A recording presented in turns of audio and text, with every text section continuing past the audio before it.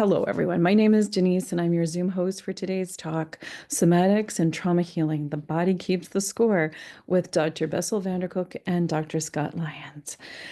I want to take a moment to take a deep breath as our community gathers today from various corners of the globe. We would like to acknowledge that the land we live and work on is the traditional territory of many Indigenous peoples.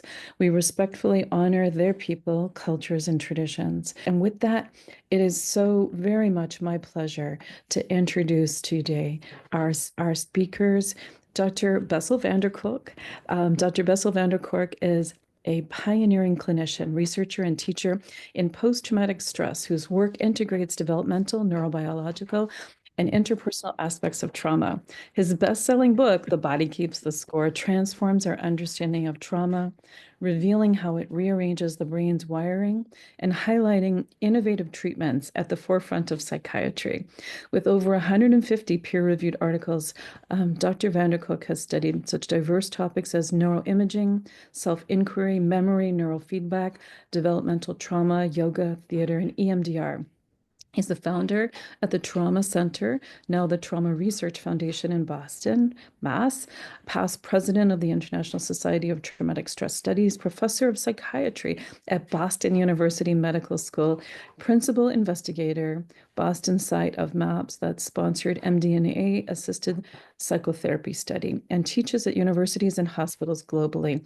We'll post the socials in the chat box for you as well.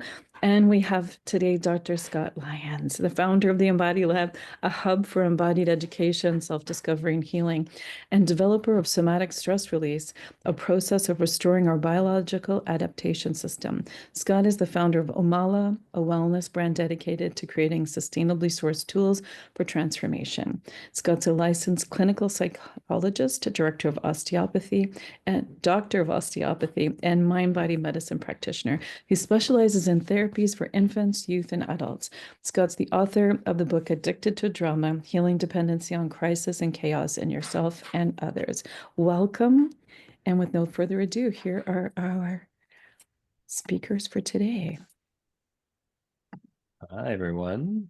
So happy to connect with you. Hello, my friend, Dr. Bessel. How are you, my friend? Scott. Good to see Nice you. to see you.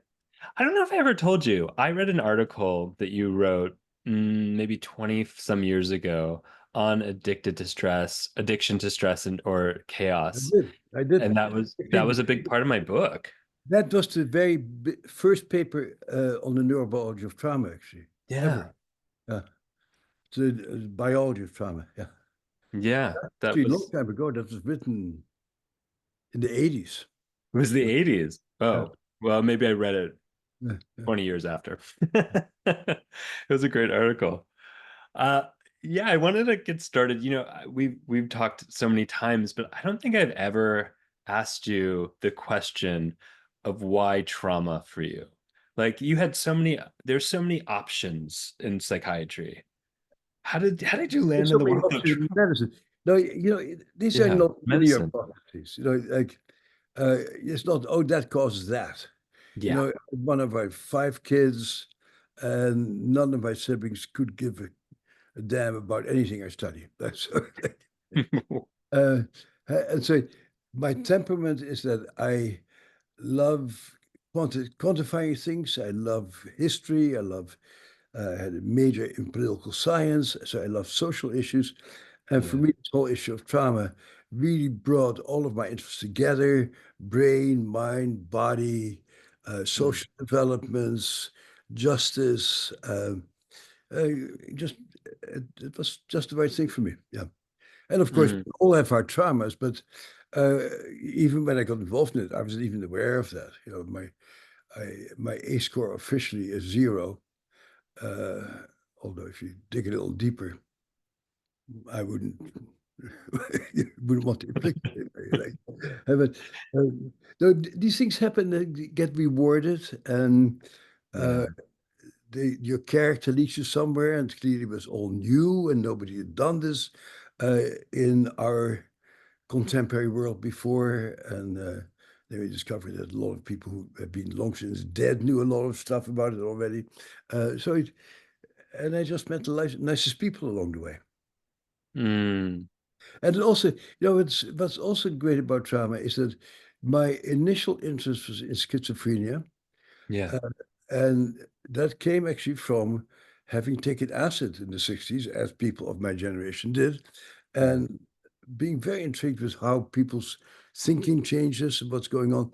And I'm glad I did not continue to be a schizophrenia researcher, because I think we know as little about schizophrenia today as we did 50 years ago.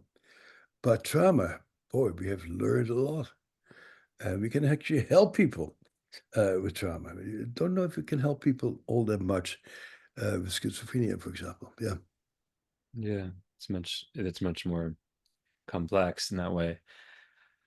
Yeah, I'm wondering if we it's interesting that you say it's this nonlinear path. You know, you and I were talking at a dinner recently about, you know, the in the 60s, 70s, how there was more, especially in the therapist were really more socially active, and that there's Oh, something yeah. Yeah. that's shifted in that way, and I'm wondering if you can speak to that a bit Well, more. the world was much more active. Uh, Yeah. the best thing that happened to us was the draft. Mm. My draft number was number 7. Wow. And hell no, I was not going to go to Vietnam. And Mm-hmm. nor did my friends, nor did the various girlfriends that people had. So uh, Mm. our it was very much about us. Are we Yeah. going to participate in this crazy war? And then we had the civil rights movement, and we had the illusion, or maybe the reality, that we actually made some significant changes.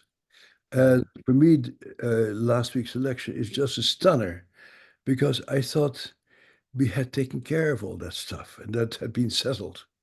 And the people Mm. get away with racist and sexist comments. It's like, no, that's Mm. what we took care of back in the 60s, man. You can't do that anymore. Like, it's just Yeah. telling to me that we're back in the Jim Crow world in a way. Yeah, yeah. It's just amazing. Yeah. Yeah, Yeah, that ability to fragment oneself from other human beings is yeah, such a testament to why we need this yeah. trauma-informed work, this trauma care in the world.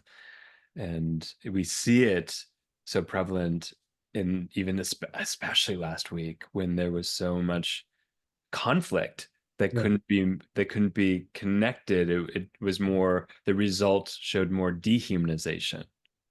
But psychiatry has always been a religious field. Oh, Uh, it's always, I'm a Freudian, I'm a Jungian, I'm a CBT person, I'm an EMDR person. No, yeah. some techniques that are helpful. And Yeah. you should not define yourself by your technique. It's like being a car mechanic. Yeah, well, you need to know about carburetors. You used to, but you need to know about cars actually. Yeah, yeah.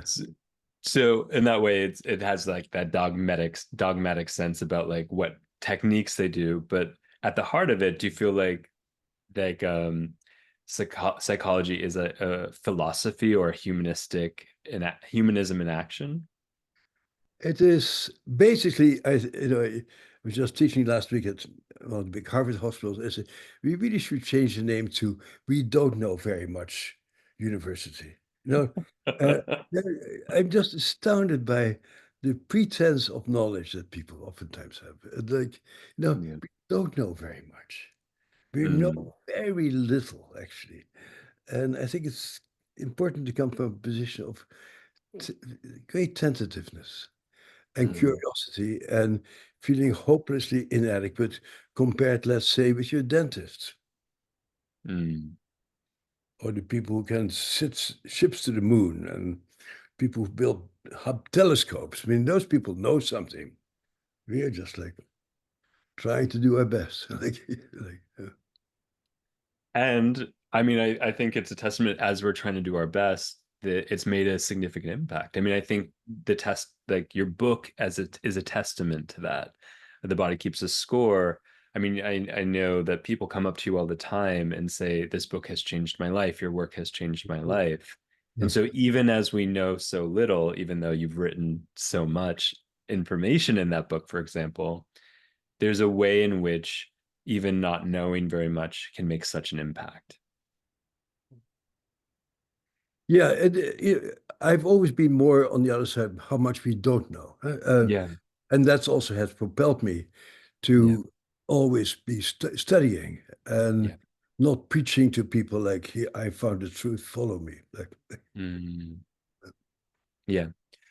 Well, I think that's one of the things that is so impactful again about your work. And, I'm not just gonna boost your ego up today, although I love you. But I think one of the things that it does that you're doing in that way is saying there is no one way. Trauma is as unique as the person who is healing from it, and that there is no one technique, there is no one modality, but there is at the same time through research and investigation, a process of coming back to humanization, coming back to whether we say wholeness or completion. yeah. And yeah, and in that way, I kind of want to open up the conversation to, and for those who are here with us, I'll take some questions from the Q&A box as we go through. So thank you for putting those in. One of the questions I kind of want to start with, though, Bessel, is like this idea of for so long, it was always about like the impact of the trauma, just like the direct, like the way it's even maybe stored in the body, thanks to this idea that the body keeps the score. It's like I think the image that often comes when I hear people talking about it is, oh yeah, it's just stored there, as opposed to all the ways and the things that happen in response to that. Keeping the score is not stored. I know, I I had a know. big fight with my translators into other languages, and the language that I know, I don't, been translated to 48 different languages, so I only know six of them. Um, but I always disagree with the title. Like, Mhm. it's the body never forgets. No, that's not what it says. It says it keeps the store. It is registered through Yeah, body sensations, yeah. which is a difficult thing to. But I think a large part of my success in my book is that I happen to get the right title. And I suggest anybody who writes a book get the right title. That's The right how. title, the right PR team, the right, yeah. But really, yes, the body does keep the score. Yeah. And uh, you know, I don't know if you're aware of that, but we really are a very small minority of people who really pay attention to the body. Mm, yeah. Overall, neither psychology nor psychiatry really continues to not pay attention to the body. And things like yoga and theater and tango dancing and capoeira would not be legitimate treatments in the overall scale of things, even though they can be spectacularly effective. Yeah. No, it's amazing. But I do see there is a significant influx of uh, people interested in the body. I mean, it's even though your book came out before, some years before it even hit the New York Times bestseller, there was No, no, something. I just saw it. It hit it within a month. It hit it originally within a month. Yeah, yeah. Oh, okay. So like there's a congratulations, my friend. But there's something about the last than 10 years, 11 years since the book came out that's like a real turning point that people are interested, that there's a mass audience going, "Oh, there is a body-mind connection." I mean, that it's like the reversing of what Descartes did in our culture to say that. No, it's interesting. Yes. So it Hmm, looks like the book is the best-selling book in psychiatry, aside from Man's Search for Meaning, probably in the history of, which is stunning to me and completely unexpected. But like I was at dinner last week, and I saw an old colleague of mine who's now the the head of psychiatry at Harvard Medical School, and he says, "Oh, so what are you up to these days?" And, "Oh, I'm just running a little foundation, and I wrote this book." I said, "Oh, you wrote a book?" He said, "Yeah, well, called The Body Keeps Score. You may have heard, but I've never heard about it." I said, "Chairman of the psychiatry department at the largest university in the country." Like, it's just, that's so yeah, once you live in your bubble, yeah, you're reinforced all the yeah, time. But yeah. it's actually stunning that people who really make major decisions have no clue about it. Mm. I Yeah, want to go back for a moment. So as we're saying, like the body, really unpacking the title in that way, the body is keeping a relation, a tracking, and it's changing in response to the trauma. That's part of the keeping the score is yeah. like that there's It an is on, you yeah, experience. I get it really from Darwin in 1872, where it says that trauma is experienced in heartbreaking and gut-wrenching feelings in your body. yeah, And I read that. I read a story about the pneumogastric nerve, as he called the vagus nerve back then. And I go like, wow, this guy was smart. He really gets it. And indeed, we live our life out in heartbreak and gut wrench. And how do we manage our heartbreak and our gut wrench is really the core issue. Yeah. yeah, Yeah. yeah. And in that way, all the ways we compensate or the things that have to happen in order to keep moving forward with that gut wrenching or heartbreak experience.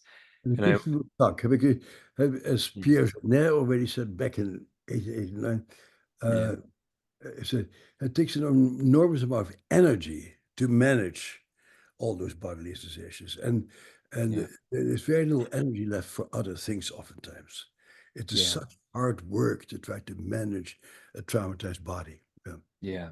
It's an enormous amount of energy, attention, and resources that go to managing a traumatic body. And And I so and I life becomes wonder, so, yeah.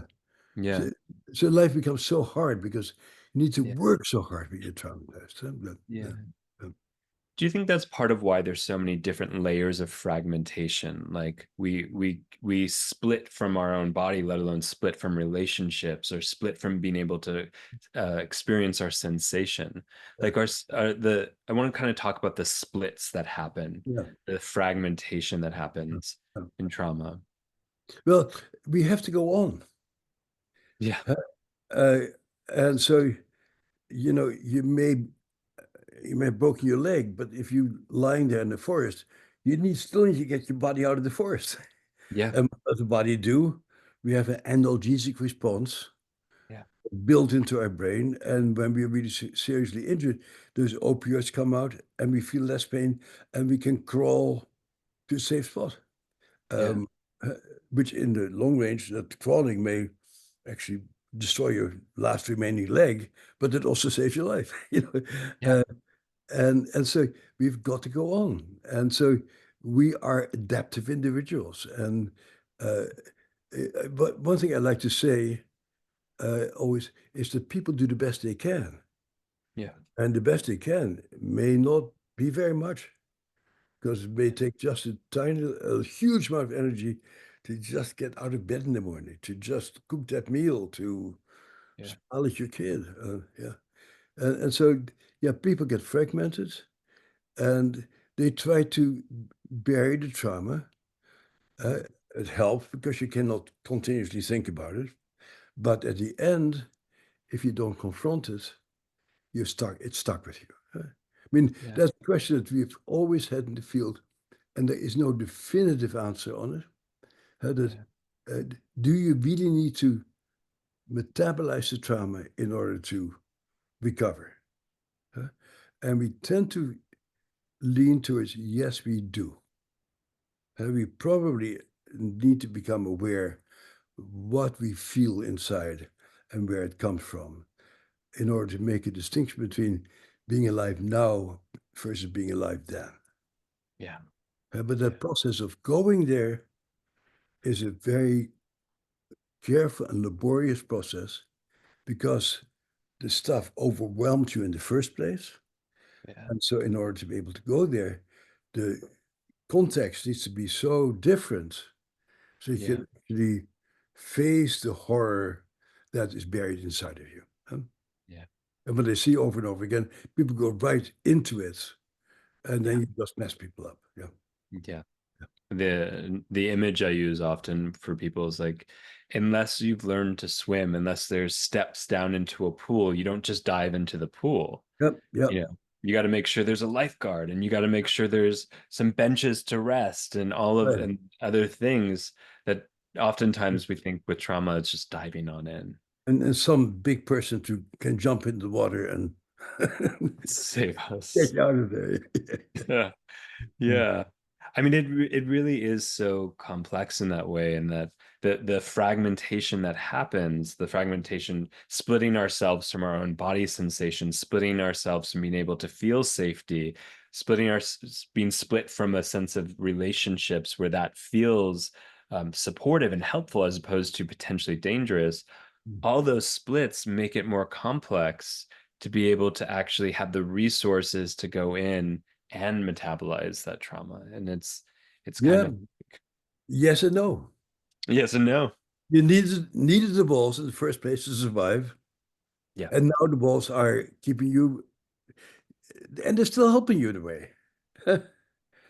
Uh, but you also need to slowly let the air in and let the light in and let the water Yeah. in so Yeah. that you can feel alive again. Huh? And Yeah. that's the big issue, is the internal deadness Mm. that comes with living in a locked up body. Yeah. Yeah.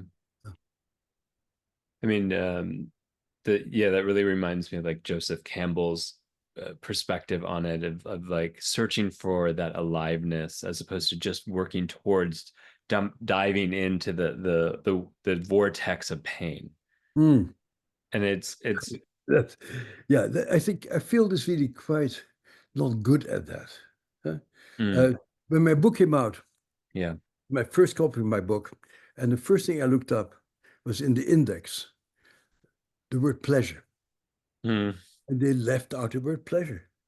And through a hissy fit, said, like, that's a very important word that's missing from all psychology books, is yeah. pleasure. Yeah. And what motivates us is pleasure. And how do we reinstate a feeling of pleasure, of being Yeah. alive, of feeling vital? Yeah. That's not how psychology thinks. No. You're No. fucked up, man. Like, let's fix you. Like, Yeah. Yeah. I mean, I also wonder if there's a way, because when someone's in a kind of less alive place, or in a trauma response, they're feeling, or even depressed, it can be hard to even identify what could be pleasurable, or even allow it to come in a little bit. yeah. And So then, of course, the paradoxical thing yeah. we found, and that you probably also talk about, is that for some people, delving into trauma becomes a source of pleasure, Hmm. uh, Hmm. of aliveness, Yeah. and that Yeah. horror had actually, it wasn't, the title didn't come from me, it came from somebody before me also, had the pain of pleasure and the pleasure of pain. Hmm. Many times that people start feeling pleasure in pain. Yeah. Huh? Yeah. And we see it on politics again and again, that people take pleasure in hurting other people. Hmm. And that becomes an issue that having to do with trauma. Yeah. And the only thing that makes you feel alive is hatred and pain. Yeah. Yeah. It's Tough one. amazing how feeling pain rises above that threshold of numbness to Yeah. feel some sense of aliveness, when that's what we're searching for, is that aliveness. It just gets coupled with things that keep hurting us, Yeah. and keep us in the vortex of trauma at the same time. It's complex, And very hard to change. Yeah. very hard to change. And Yeah. the things that I've seen, the only thing that I've seen, and actually, I'm also a researcher because I always try to see, is this true or not? The things that I've seen being able to change that is neurofeedback Hmm. and psychedelics. Hmm.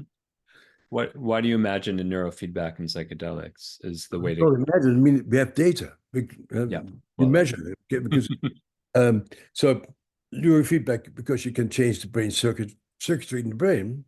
yeah.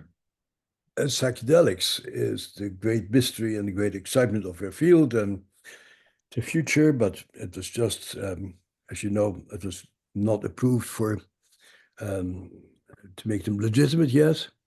And in Massachusetts, we just turned down the law to make psychedelics legal. So it's still a frontier, but we saw in our psychedelic studies, one of which won the prize by the journal Science of one of the 10 most important scientific breakthrough of the year in overall science, like not Wow. like a minor little thing. And what we saw is that people really can change their pleasure orientation and their orientation towards themselves in ways that I had not seen before. Yeah. Yeah. But that's not to say that somatic experiences may do it sometimes, and that IFS may be very helpful also, but we don't have the proof that it does. Yeah. But we have human anecdotes, and human anecdotes are also important. Yeah. Yeah. Yeah. Yeah, I was saying even in clinical practice, I'm sure you saw this too, where people were hopping from one crisis to the next, and I call that crisis hopping. Really, like as soon as they start to resolve something, it's almost like this quietude that's inside it feels so dangerous. Right. And so we fill it up with the things that are distracting, and pain is Yeah. distracting. Yeah. Yeah, Page can really pain rage is take a distracting. very nice way. Yeah. And I think, and going back even to sort of what we were talking about, the political sphere, we also know that rage or enraging someone is the strongest way to capture and maintain their attention. Yeah. And so it's also a way of reinforcing that sense of aliveness because people are paying attention by the ways in which you communicate, the language you use, the emotions you evoke. And so it's all kind of creating this sort of entrapment around rage and pain to sort of feed a sense of aliveness, not only in the individual, but our culture. Yeah. That's quite a pregnant sentence you just gave, huh? Did you Yeah. say a pregnant sentence? Very pregnant. It's a very pregnant sentence. Like Shall we there's so give birth to it? much internal meaning in that. Like that to when people become enraged with us or we see them in our offices, Mhm. to go into to really becoming aware of how much energy that gives you to be so angry, Yeah. and not to go in, let me help you to kill that person, Yeah. but let me help you to see if there's other ways in which you can feel energized Yeah. besides homicidal fantasies. Yeah. Yeah. Yeah. Or even just being obsessed with the narratives or the Yeah. stories or what they did or what's Yeah. happening in the world. It's, I had this practice I did with a lot of clients in that regard called marinating in the good. So we would try to create as much tolerance as we could to finding something, a little bit of pleasure, a little bit of something that wasn't pain, that wasn't, and we would stay with it and we would kind of almost time it out to see, okay, we made it 1 second. Congratulations. Two Mm. seconds. And then after they could tolerate it for some time, is to even let their body receive or absorb it like in the same way we can take an inhale Yeah. and then we can let our whole body receive that inhale. It was this process of really Yeah. like marinating in the Cool. good. Cool. Cool. Yeah. Yeah. Yeah. But I will say it takes a long time. And you're right, neurofeedback and psychedelics like escalated, not escalated, made it quicker, I would But say. as you're talking, I'm thinking like yoga can do that for me also. Mhm. Yeah. A state of activation and rage, Hmm. anger, Yeah. to do your yoga poses, to Yeah. twist yourself, to feel yourself, to know yourself, and to then to lie in vipassana at the end, and we Yeah. let the goodness come in is it's very profound actually how yoga can do that, and probably many other things. Huh? Yeah, yeah, Mhm. Dance, movement. yeah. I think that something that gives us some type of sensation and Yeah, and y- it has to do with your taking ownership of your body, huh? yeah, All these, yeah, yeah. yeah. It's interesting. I saw a little comment come in that said, I didn't realize this would be political. And I want to name the body is political. Like when we're dealing with the psychology in our body, it is not absence from the social conditions we're in. I mean, this is I think the frontier, I would say, of trauma is like it took so long for people to realize trauma existed, or trauma existed in the body. And now it's really this greater unpacking that the body includes the social body. Oh, completely. And we also know that trauma comes out of social conditions. Yeah. You know, Yeah. a good example is like, um, I write it quite a bit in my book, is that I had one of my kids was neuroatypical, and many of my friends and colleagues and students have had neuroatypical kids, Hmm. and all of them have done well growing Hmm. up because the parents had the resources to really look after the kid, alternative schools, extra things, extra programs. And every one of the kids who I grew up with who were uh, difficult and oftentimes out of school are fine adults. But if any of them had grown up in a housing project or in a trailer camp or under poor conditions, none of them would have made it. Yeah. Yeah.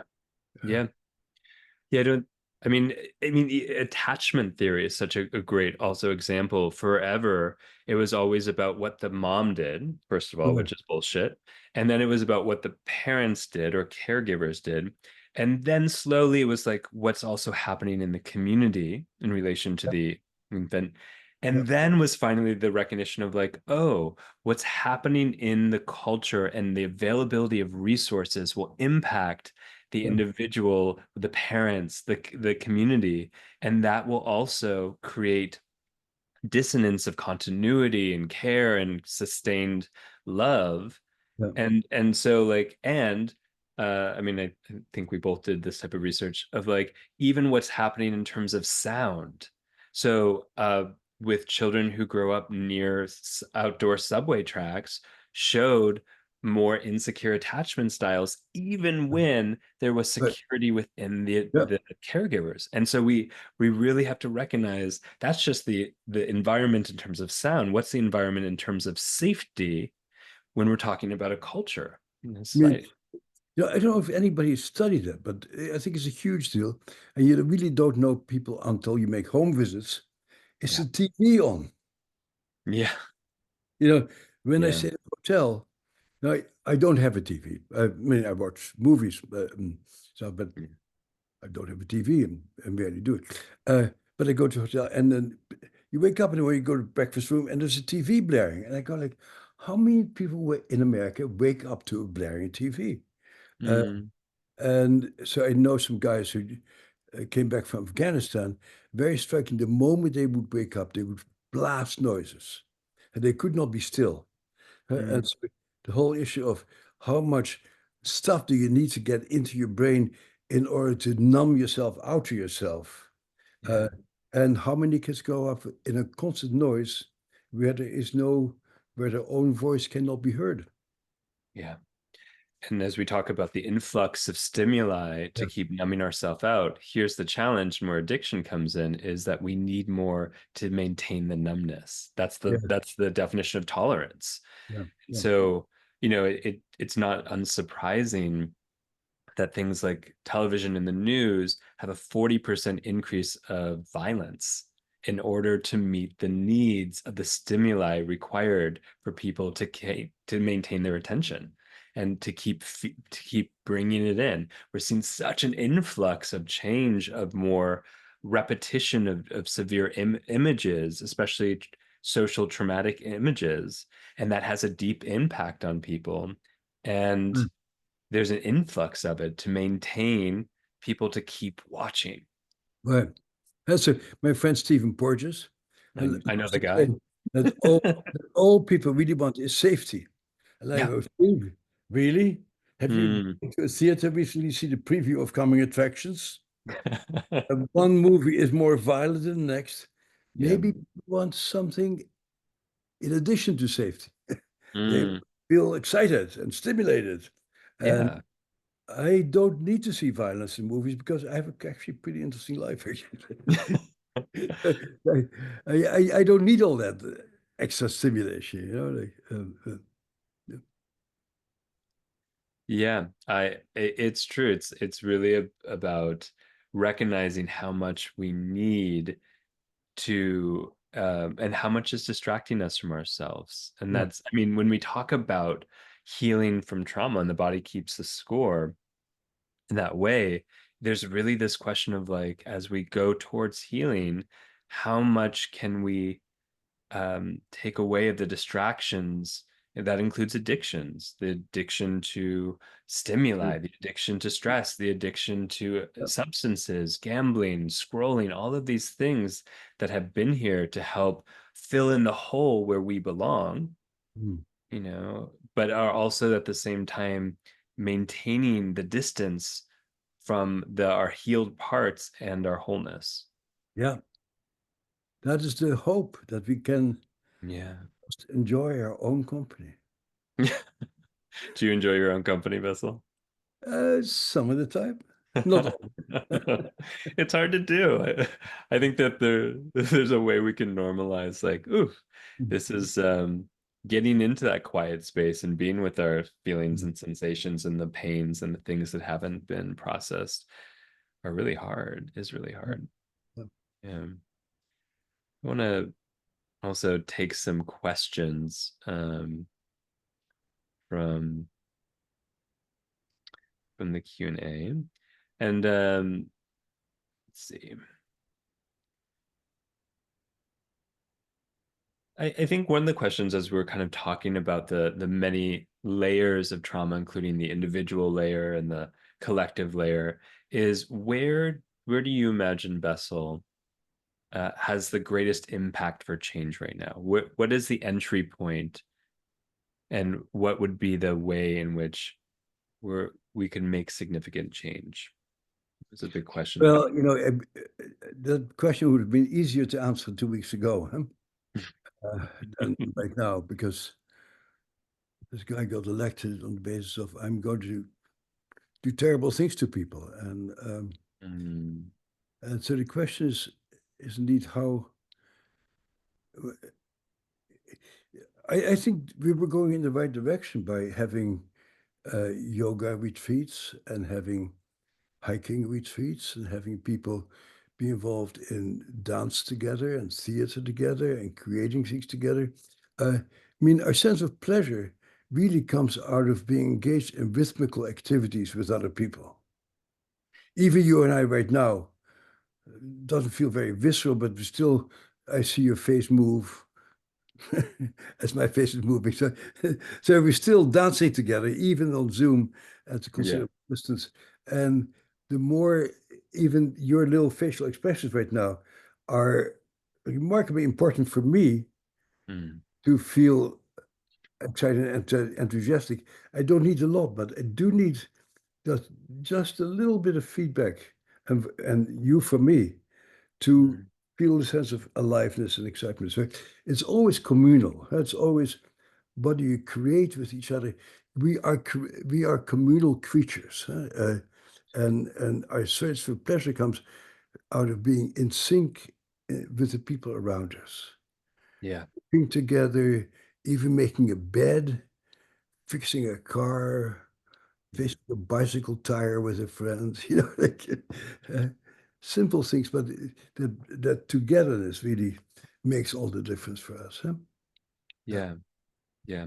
I mean, I really heard you talk and about how we heal together.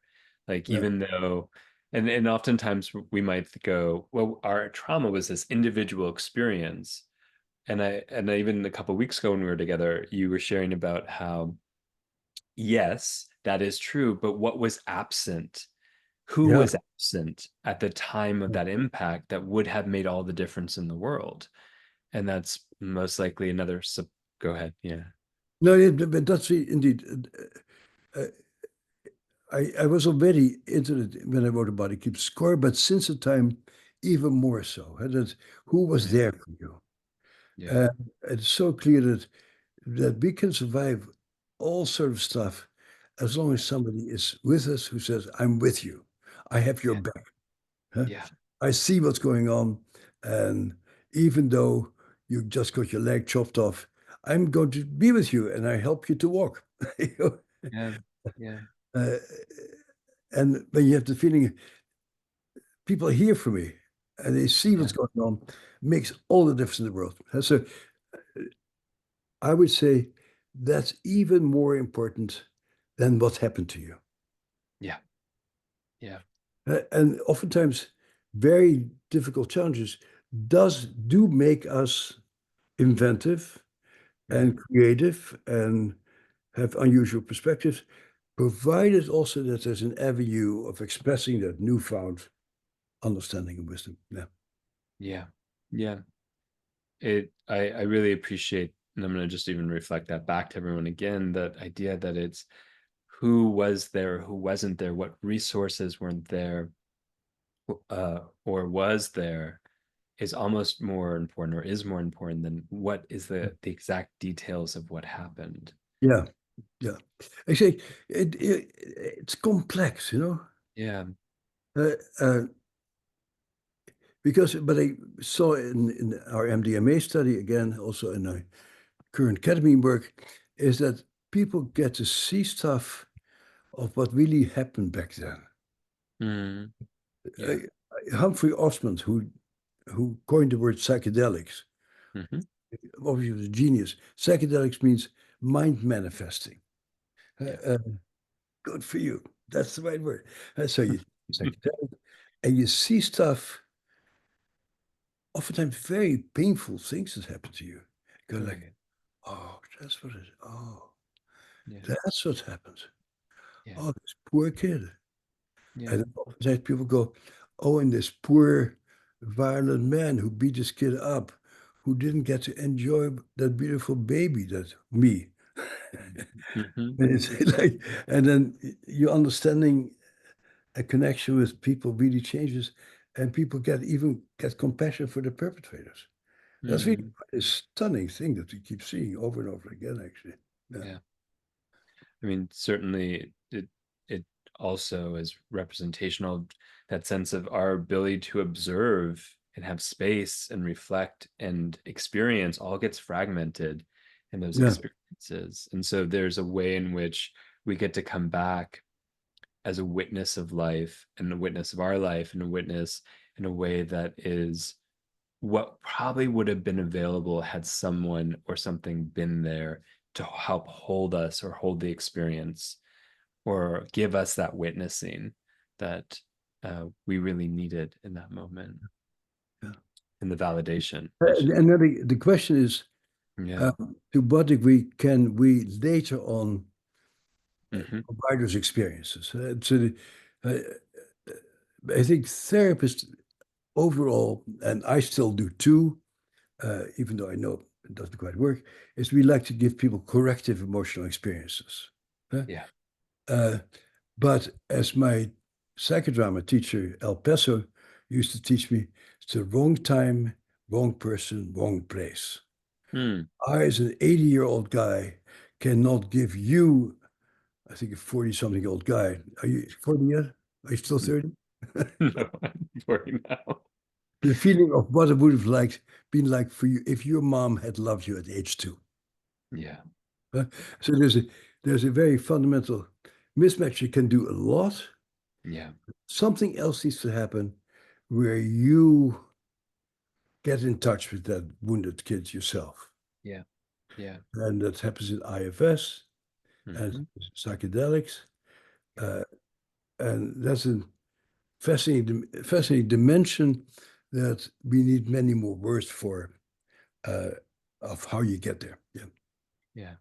I mean, I think that type of parts work is so essential. And, often when we have that missed person or that missed resource, as we've been talking about, we long for it. We search for it in a partner. We search and they can't meet that, or we search for it in friends and maybe they can't meet that, or they can meet some of that. And it's hard to necessarily recognize that we actually have to also go almost back in time, although it's not really back in time because the memory of that pained child is actually still playing out as though the past was the present. It's that movie just keeps playing out. And to be able to like pause the movie and be with the child that just keeps watching it or is in it now But is and that's where we come in as therapists, uh, in the psychedelics, the word set and setting. That Yeah. at the end, you need to go there yourself. Yeah. As the old neo-spiritual goes, you've got to cross that lonesome valley. Got to cross it by yourself. And Um, but when you're already traumatized, the last thing you want to do is to get more pain, yeah. And so, Totally. then you need angels around you to help you to go on that journey. Yeah. Yeah. And to be able to tolerate holding or being held or receiving them Yeah, yeah, too. yeah. And there is something about dance and rhythm that kind of bypasses some of those defenses in your research. And I want to talk about that, about like, why is it that rhythm and communal movement kind of allows us to take in maybe some of that sense of angel or support that we need to be able to journey? I can't tell you why. I just know that, and probably seen my videotape that I show. Yeah. We are rhythmical creatures, Yeah. and our sense of pleasure and joy comes out of being in sync with other people. That starts off being a baby. Babies already move and sing and form symphonies with their surroundings. There's always, it's all. I mean, it's so great to play with pre-verbal kids. Yeah.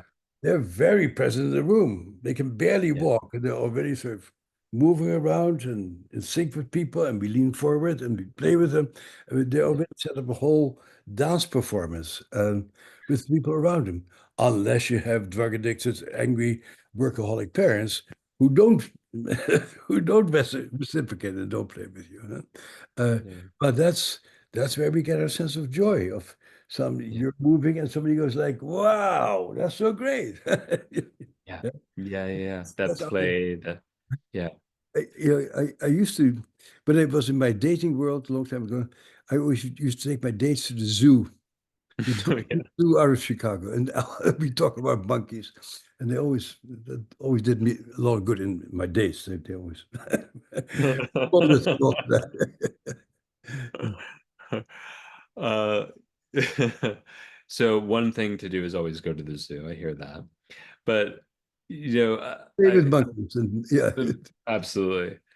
Like I appreciate what you said about like we are rhythmic beings. We have these biological rhythms and time. Even like the work of Bonnie Bainbridge Cohn, who really looks at the fluid system, for example, and all the different rhythms of like our cerebral spinal fluid and our blood and our interstitial fluid, Mm, the fluid around the cells and yeah, the fluid exchange between the inside the cell and the outside the cell. Those are actual rhythms that are happening consistently through our life. And one of the things that does happen with trauma is those senses of rhythms, because of this, the bracing and the stagnancy actually alter. yeah, yeah, As an osteopath, I know that when there's trauma, it actually affects the cerebral spinal fluid yeah. and the rhythm of that sort of 6 seconds. And you can Google cerebral spinal fluid But rhythms and all that. it's interesting, because Yeah. you're introducing a language here that, Yeah. as a medical professional in our time, I find like, hmm, that's not good language. You know, No, I know. it's interesting. As a physician, we're not allowed to think that way. I Uh, know. and so I sit back and say, yeah, you're right, but that's not where, certainly when you write a grant to the National Institute of Health, you can't go. So it's No. a dimension that's a forbidden dimension to go into, actually. Yeah. That's Yeah. like, But even, like on a biological, like or physiological way, those rhythms get interrupted yeah, and yeah, sense of time gets yeah, fragmented and interrupted with trauma. We know that is more yeah, accepted scientifically, of like the past and the present get indistinguishable, yeah, and a sense of the future or hope gets lost as well. yeah, And so time really gets fragmented. So I think about, these ways of when we come into community and we're in rhythm and exploration of rhythm, there is some sense of restoring of time and this organic nature of movement that we have that has been inherently lost or See, that's music to my ears. Huh? That I think PTS clearly is a disorder of time. Huh? yeah, That your mind and your brain and your being doesn't know that it's over. no. And so you still are there and your time has not caught up. And Hmm. what we see in psychedelics, although we don't have the neuroimaging to go along with that, is that people's sense of time changes Yeah, profoundly. yeah, And really go, that was then and this is now. yeah, yeah, And that's really what I mainly see in our yeah, treatment is that yeah, sense of time changes. yeah. It's really profound, actually. Yeah. It's quite profound. And it's interesting that how not always, but many ceremonial indigenous ceremonial practices and even more um practices now with psychedelics do include music or rhythm or drums, something that also offers some type of rhythm in the present moment, like a You know, ground force or a I heartbeat. did, I did some of my growing up as an adolescent in a monastery in France. It's Yeah. become famous since that time. It's called Thésée. And what drew me to living in that monastery was you get up at 4 a.m. for matins. In the dark, you go to a little chapel and you sing Gregorian chants at 4 a.m. And then you get to work. And at noontime, you have your midday ceremonies and you sing and you eat, you drink a little wine, and you go back to work. And then you have your evensong before you go to bed, and you again sing together. And Yeah. I thought that rhythm was just exquisite. Uh, Yeah. and I think all of us need those rhythms. Hmm. And we get inundated with stimuli and TV and news and all kind of shit, and Mm. we don't really have rhythms in our life. Um, and it's really important for us to establish that to get Yeah. up in the morning and spend some time meditating or some time doing yoga or walking your dog or any Yeah. number of things. Yeah. Yeah. Well, also what I hear in that is also like a reclaiming of our rhythm. Yeah. Yeah. And I think that's a big piece as so much is bidding for our attention. I mean, that's what capitalism is. It's a form of attentional economy that is about how do we navigate other people's attention in order to do things, in order to move a fiscal process along. And what it does is it robs us of our rhythms so often, or our innate. You and I should to design a workshop together to I see we how we can uh, sort of objectify how we can put all this into action and to really think about how do you set up a workshop where you really get people a deep sense of time and connection and being by yourself and internal rhythms. Be be a wonderful thing to design together. we'll, we'll do that, my friend. We'll do Yeah. that. Yeah, I love that. And it is. Such an interesting um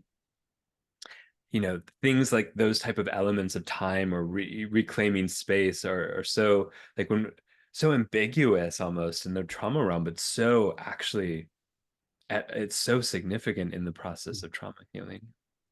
Yeah. Yeah, and that's I think the military also knows that Yeah. Yeah. because they always have these routines and Hmm.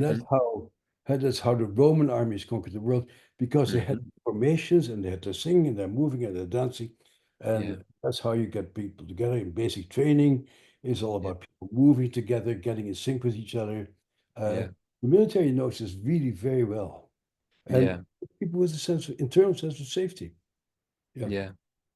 Yeah. It's interesting that when in the research about like what brings people together to like circle back, it's the time. So rhythm, time, sort of, you don't have to say conformity of it, but there is some type of syncing that is imperative for that sense of creating group solidity. But also the other thing, I mean, I know this from your research and we've talked about it, but pain is the other social glue. yeah, And that's also a big, deep challenge of why sometimes it's also hard to leave our identity around trauma or pain, because it's sometimes the things that make us feel some semblance of belonging. Yeah, I see this in. I've now been part of two major floods in Vermont, Mm-hmm. and it's astounding what it does to bring the community together. Actually, like Yeah. as long as it's not interpersonal violence, Yeah. like it's domestic violence that alienates people, Yeah. but natural disasters can do wonders for people's sense of community. Yeah. Yeah. Yeah. It really, I've been in quite a few and gone in as a support system. And it's really interesting about like, and in the process of like, also what's interesting is like, how long can that last? And and that's also a really interesting feature of like, as time and processing helps us heal and we lose that social glue, do we also lose some of that sense of community, which is challenging. Very good question. I like it. So, you know, everybody talks about the election as being a result of people being deprived. I'm not sure about that. Mm, Maybe people need to create, we are creatures who need to create unseen enemies. That makes us feel alive. Huh?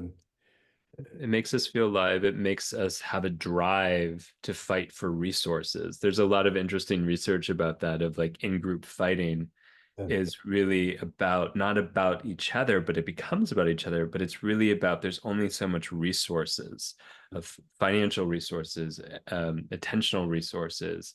And so what we're actually doing is feeling like we're living in the deficit of resources in that way. and that makes us feel alive. And that makes us, and the fight of it makes us feel like there's an aliveness, there's an energy. I mean, literally, we're inducing a stress response. And what we know is cortisol gives us a sense of aliveness. It's like a cup of coffee until it's not.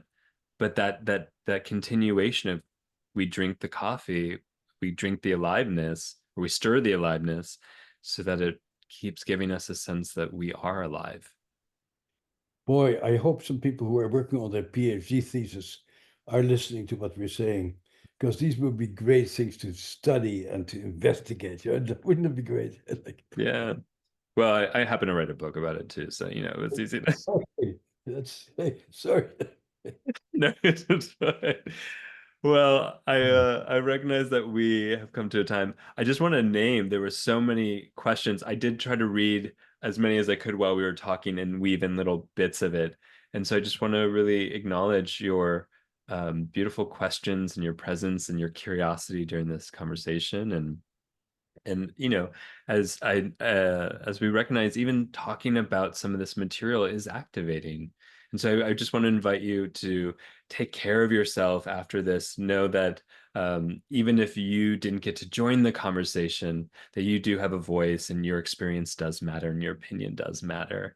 And whatever activation, that sort of cortisol response came to be during the conversation, we encourage you to go move with it and journal, or go engage in a rhythmic dance class or singing together. Find that sense of community.